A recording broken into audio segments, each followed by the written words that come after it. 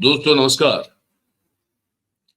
और भी गुजरात पर आप सभी का बहुत बहुत स्वागत है। मैं हूं आपका दोस्त मयूर जानी।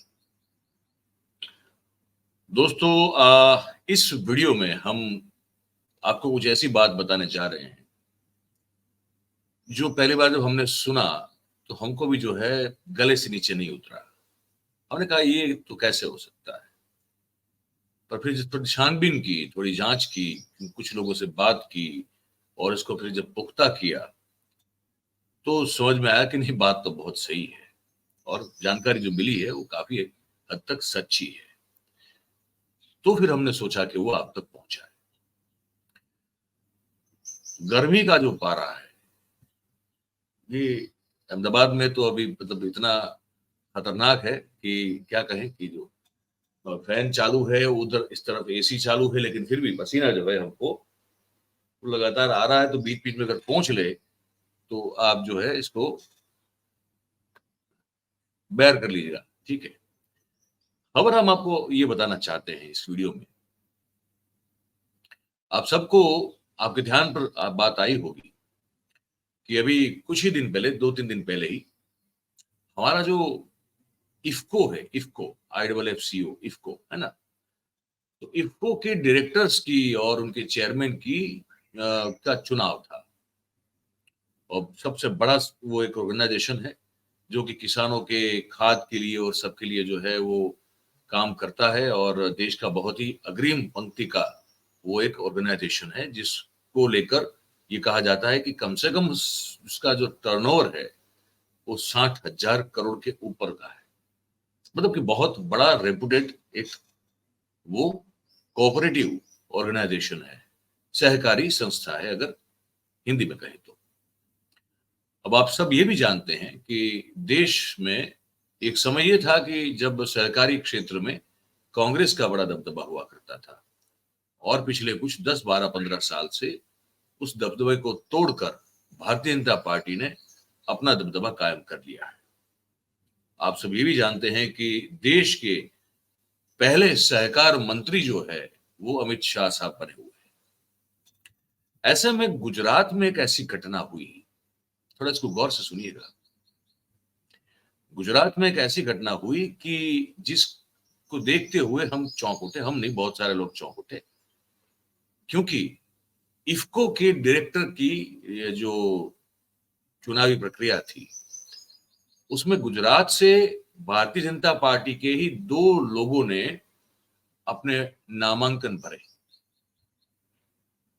एक जिसको कि भारतीय जनता पार्टी की ओर से मैंडेट मिला और दूसरा जो कि अपने पिता की विरासत को बचा के रखना चाहता था और भारतीय जनता पार्टी का ही एक समय का कैबिनेट मिनिस्टर।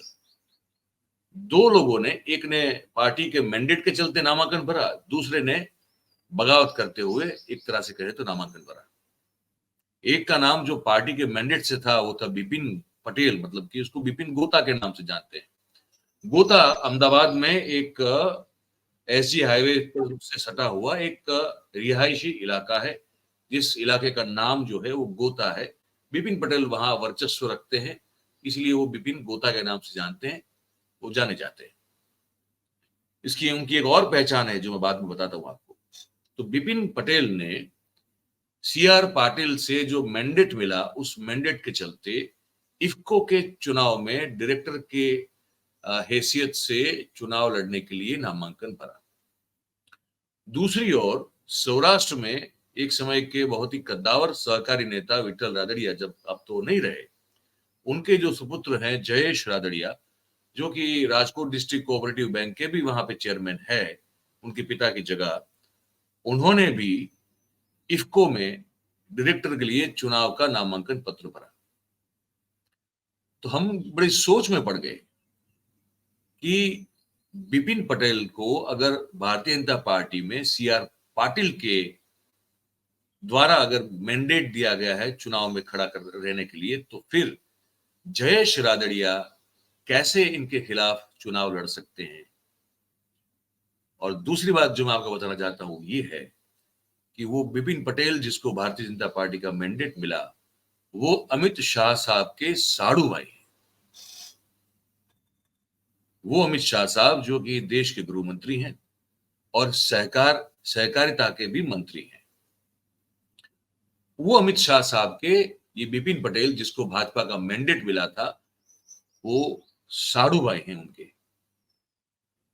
तो जयेश रादड़िया की ये कैसे हिम्मत हो सकती है कि वो अमित शाह के साड़ू भाई के खिलाफ जाके चुनाव लड़े, जिसको कि बीजेपी ने मैंडेट दिया है। तो आम सोच क्या बनती है? आम सोच ये बनती है कि विपिन पटेल क्योंकि अमित शाह के साड़ू भाई भी हैं, भारतीय जनता पार्टी के पुराने कार्यकर्ता भी हैं, अमित शाह साहब के साड़ू भाई होने के साथ साथ वो बहुत करीबी भी हैं, ये पूरा गुजरात जानता है, और बीजेपी का मैंडेट भी मिला हुआ है। तो जयेश रादड़िया की ऐसी अचानक से हैसियत कैसे बढ़ गई कि सीधा वो अमित शाह को टक्कर देने के लिए इफ्को के डायरेक्टरशिप के चुनाव में कूद पड़े। फिर जब हमने आगे देखा तो इफ्को के जो चेयरमैन के तौर पर चुन के आए हैं दिलीप संघानी, जो अमरेली से हैं, जो नरेंद्र भाई के बड़े खास माने जाते हैं, वो दिलीप संघानी ने भी जयेश रादड़िया का समर्थन किया। तब बड़ा ताज्जुब हुआ कि दिलीप संघानी ने भारतीय जनता पार्टी के द्वारा जिसको मैंडेट मिला है, वो बिपिन पटेल का और अमित शाह के साड़ू भाई बिपिन पटेल का समर्थन न करते हुए जयेश रादड़िया को कैसे समर्थन दे दिया। तो बड़ा सवाल मन में खो रहे थे। उसके बाद गुजरात में जो लोकसभा चुनाव हुए उससे पहले अमित शाह साहब जब प्रचार प्रसार के लिए आए थे, तो पता चला कि उनकी और जयेश रादड़िया की भी एक बैठक हुई। उस बैठक में कौन सी चर्चा हुई वो बाहर किसी को पता नहीं चल रहा था। तो सब लोग कयास लगा रहे थे कि अमित शाह ने जरूर से जयेश रादड़िया को शान में समझाने की कोशिश की होगी, एकदम कहते हैं ना कि सुमड़ी में ले जाके कि भैया तुमको पता है तुम हम हमारे साधु के साथ खिलाफ खड़े हो और उसके पास हमारा मैंडेट भी है, तुम्हारी एक ऐसे हैसियत हो गई कि तुम उनके हमारी मर्जी के बगैर हमारे खिलाफ लड़ोगे। सब ये सोच रहे थे कि ऐसी बात हुई होगी। खैर उस मीटिंग के बाद भी जयेश रादड़िया ने इफ्को की डायरेक्टर की जो नामांकन भरा था वो चुनाव के लिए अपना, वो वापस नहीं लिया। तो बड़ी इंटरेस्टिंग सी एक एक लड़ाई जो है वो फाइट नजर आ रही थी और ये समझ में आ रहा था कि ये शायद गैर शिष्ट का मामला बनेगा। भारतीय जनता पार्टी में पहली बार शायद कि पार्टी के शीर्षस्थ नेतृत्व की इच्छा न होते हुए भी जयेश रादड़िया जैसा एक पाटीदार नेता पार्टी के खिलाफ चुनाव में खड़ा हुआ है और वो जीत भी रहा है, फिर जीत भी गए। जयेश रादड़िया जीत गए वो चुनाव और वो डायरेक्टर बन गए। और बिपिन पटेल जो कि अमित भाई शाह के साड़ू भाई और सीआर पाटिल के द्वारा जिसको मैंडेट दिया गया था इस चुनाव को लड़ने के लिए, वो बिपिन पटेल चुनाव हार गए। तब जाके हमको लगा कि दाल में कुछ काला है यहाँ पे, क्योंकि अमित भाई अपने साड़ू भाई को हारने दे और वो भी ऐसे व्यक्ति को जो कि पार्टी से मैंडेट लेकर लड़ा था, ये तो हो नहीं सकता, ये इनकी फितरत में नहीं है। तो हुआ क्या है, तो जब हमने जो है वो जब मामले को हाथ में लिया और जांच पड़ताल शुरू की, तब पता चला कि बड़ा अजीब सा मामला हुआ है। इसमें अभी कुछ और इंफॉर्मेशन भी जो है हमको मिलना बाकी है, लेकिन जितनी मिली है वो भी काफी हद तक जो है आप तक पहुंचाने लायक है। अब देखिए भारतीय जनता पार्टी में हो क्या रहा है। मैं अगर गुजरात की बात करूं तो भारतीय जनता पार्टी में ये हो रहा है अभी जो पता चला कि सीआर पाटिल ने इफ्को के डायरेक्टर के चुनाव में जो व्यक्ति को मैंडेट दिया, जो कि अमित शाह का साड़ू भाई और भारतीय जनता पार्टी का पुराना कार्यकर्ता था बिपिन पटेल, वो अपनी मर्जी से दिया, किसी को नहीं पूछा, ये बताया जा रहा है। सीआर पाटिल ने डिसाइड कर लिया कि मैं ही जो है करता हरता संवारता हूं गुजरात का, तो मैं अपना कद बड़ा कर रहा हूं। कद बड़ा करने में क्या होता है कि जिसकी पकड़ होती है उसकी पकड़ को कम करना होता है ताकि अपनी पकड़ और बढ़े, मजबूत हो। इलाका बढ़ाना होता है ना, किसी के इलाके पे इन्फिल्ट्रेट करना होता है। तो वो सोच के चलते बताया जा रहा है कि सीआर पाटिल ने किसी को ना पूछा और अपने आप विपिन गोता को, मतलब अमित शाह से मंजूरी नहीं ली है, कुल मिला के मामला ये है, परमिशन नहीं ली है, ये बताया जा रहा है। और विपिन पटेल को मैंडेट दिया कि तुम चुनाव लड़ो, क्योंकि एक जमाने में सीआर पाटिल और जयेश रादड़िया बहुत एक दूसरे के करीबी हुआ करते थे, जबकि जयेश रादड़िया कैबिनेट में मिनिस्टर हुआ करते थे विजय रूपाणी की। लेकिन उसके बाद कुछ ऐसा समीकरण में बदलाव हुआ कि वो सीआर पाटिल की जो प्यार भरी उनकी नजर जो उन पर रहा करती थी, उसमें बहुत सारी कमी आ गई। तो जयेश रादड़िया सौराष्ट्र में, जैसे मैंने कहा, राजकोट डिस्ट्रिक्ट कोऑपरेटिव बैंक चलाते हैं, उनके पिताजी भी चलाते थे। तो सहकारी क्षेत्र पर सीआर पाटिल की कब्जा करने की उम्मीद है, ऐसी बात सूत्र बता रहे हैं। सीआर पाटिल अपना खुद का कब्जा चाहते हैं कि अपने लोग हों, और इसीलिए राजकोट में एक लंबी लड़ाई चल भी रही है जयेश रादड़िया के खिलाफ। तो उसी के चलते सीआर पाटिल, बताया जा रहा है मुझे, कि ये चाहते थे कि उनका व्यक्ति हो जो पपेट की तरह काम करे, इफ्को में जाए, ताकि जयेश रादड़िया का जो वर्चस्व है सहकारी क्षेत्र में वो टूट जाए। इसके लिए उन्होंने अमित शाह की परमिशन लेना जरूरी नहीं समझा।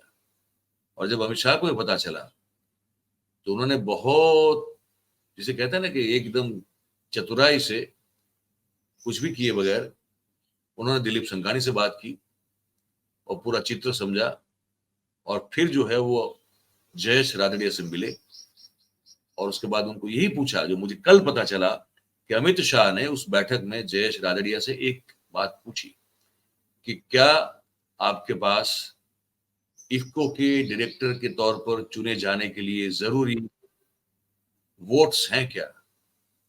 अगर हैं तो आप लड़िए, और अगर नहीं है तो फिर आप मत लड़िए। तो जयेश रादड़िया ने कहा कि मेरे पास पूरे वोट हैं, मैं आराम से जीत जाऊंगा, और मैं जानता हूं कि मुझे अपने जो वोट्स हैं, जो वोटर हैं मेरे, इस सहकारिता की संस्था में चुने जाने के लिए जरूरी जो है वो कैसे संभाल कर रखने हैं मैं जानता हूं, पर बस आपका आशीर्वाद चाहिए। तो अमित शाह ने कहा कि ठीक है, तुम लड़ो। तो बात जो अभी ये आ रही है ना, ये गुजरात में अभी जो बात अखबारों में भी छप रही है, टीवी चैनल वाले भी चला रहे हैं, कि जयेश रादड़िया ने तो पूरी पार्टी के खिलाफ बगावत कर दी और डिसिप्लिन का डंका बजा दिया, है ना, और उसके खिलाफ बहुत सारे अब जो है वो डिसिप्लिनरी एक्शन लिए जाएंगे। ये सब जो है अभी छप रहा है, गुजरात के अखबारों में छप रहा है, गुजरात के तथाकथित जो चैनल से उसमें चल रहा है। लेकिन वास्तविकता मैं आपको बताने ये जा रहा हूं कि जयेश रादड़िया के खिलाफ कोई भी एक्शन नहीं लिया जा पाएगा, क्योंकि जयेश रादड़िया ने जो भी किया, जो दिख रहा है कि पार्टी के मैंडेट के खिलाफ किया, गैर शिस्त का आचरण किया, लेकिन क्योंकि जयेश रादड़िया ने अमित शाह के आशीर्वाद से ये सब किया, और यहाँ सीआर पाटिल का जो कद है उसको कम करने की, वो वजन जो बढ़ता जा रहा है, उसको, उस वजन को कम करने की जो एक्सरसाइज शुरू हो चुकी है गुजरात में, उसके चलते अमित शाह साहब ने ये छूट दी है जयेश रादड़िया को, और इसी के चलते जयेश रादड़िया जो है वो सीआर पाटिल के मैंडेट के खिलाफ लड़े और जीते, जिससे कि सीआर पाटिल का कद कम हुआ। और उसमें जो कुछ जो है, थोड़ी बहुत जो है वो मतलब ताने भी मारे गए। जैसे कि सीआर पाटिल ने कहा कि ये तो एक तरह का इलू इलू है, तो दिलीप संघानी ने बड़ा जम के जवाब दिया कि ये लोगों को समझना चाहिए कि इलू इलू जो है वो होता है कि, मतलब कि एक तरह की, जिसे कहते हैं कि मौका परस्ती का वो जिक्र कर रहे थे। उनका कहने का तात्पर्य उस शब्द का इस्तेमाल करके ये था।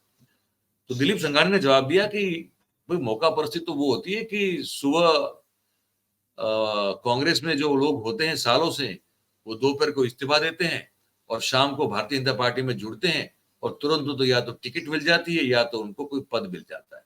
मौका परस्ती ये होती है। तो जयेश रादड़िया ने जो किया है वो कोई मौका परस्ती या तो पार्टी के खिलाफ की कार्रवाई नहीं है। ये सहकारी क्षेत्र है, यहाँ पार्टी का मैंडेट का कोई वैल्यू नहीं। अमित शाह की ओर से अभिनंदन गए हैं इनको, जयेश रादड़िया को, तो दिलीप संघानी को। कोई मतलब कि कोई डांटने फटकारने की बात कुछ हुई नहीं है। सीआर पाटिल फंसे हुए हैं कि इस चीज को कैसे जो है इसमें अपनी बेइज्जती, उनकी जो बेइज्जती हो रही है प्रदेश में और ऊपर भी, उसको कैसे जो है वो रोका जाए, पर अब वो रुक नहीं रहा है। और ये जो खबर मैं आपको बता रहा हूँ वो सिर्फ आपके लिए 4 पीएम गुजरात के दर्शकों के लिए है। ये खबर आज तक जो है गुजरात के किसी अखबार, ये जानकारी या तो चैनल के पास अब तक नहीं है, तो वो बेचारे अंधेरे में तीर लगा रहे हैं। वास्तविकता ये है कि जयेश रादड़िया ने अमित शाह और दिलीप संघानी के आशीर्वाद से सीआर पाटिल की जो भी चाल थी इसको नाकाम किया और सीआर पाटिल का कद कम हुआ। जयेश रादड़िया के खिलाफ कोई एक्शन नहीं ली जाएगी ऐसा बताया जा रहा है। और आने वाले समय में सीआर पाटिल के लिए गुजरात में जो रास्ता है वो बड़ा कठिन होने वाला है, ये हमको लोग बता रहे हैं। तो इसमें हमने कोई वीडियो नहीं दिखाया, हमने पूरी एक कहानी जो सच्ची है, जो है बात, वो पूरी आपको बता दी। अब आपने सुनी, आपको कैसा लगा? ये एक तरह की वो है यादवा स्थली। यादव जब कृष्ण भगवान जिंदा थे तो जो श्राप मिला था उसके चलते यादव पूरा जो कुल था वो अंदर अंदर जो है वो लड़के समाप्त हो गया। इसकी शुरुआत मुझे इस एपिसोड से होती हुई नजर आती है, गुजरात में जो घटा है। और इसके बाद वाला, इसके आगे का जो एक एपिसोड में बनाऊंगा उसमें भी मैं आपको बताऊंगा कि वो विधिन थी भारतीय जनता पार्टी, वो यादवा स्थली कैसे बढ़ती हुई नजर आती है, उसकी बात भी मैं आपको सुनाऊंगा। इस पर आपकी जो भी टिप्पणी हो, जो भी राय हो, लिख के हमको जरूर से भेजिएगा। और बातचीत अगर आपको हमारी पसंद आ रही हो, सही और सच्ची लगती हो, तो फिर इस वीडियो को आप लाइक करें, इस वीडियो की लिंक को आप हो सके उतना शेयर करें, और हमारा जो चैनल है 4 पीएम गुजरात, आप इसे सब्सक्राइब करें और अपने आसपास के लोगों से करवाएं। बहुत बहुत धन्यवाद करेंगे आप सभी का इस कार्यक्रम में हमारे साथ जुड़ने के लिए। Thank you very much. नमस्कार।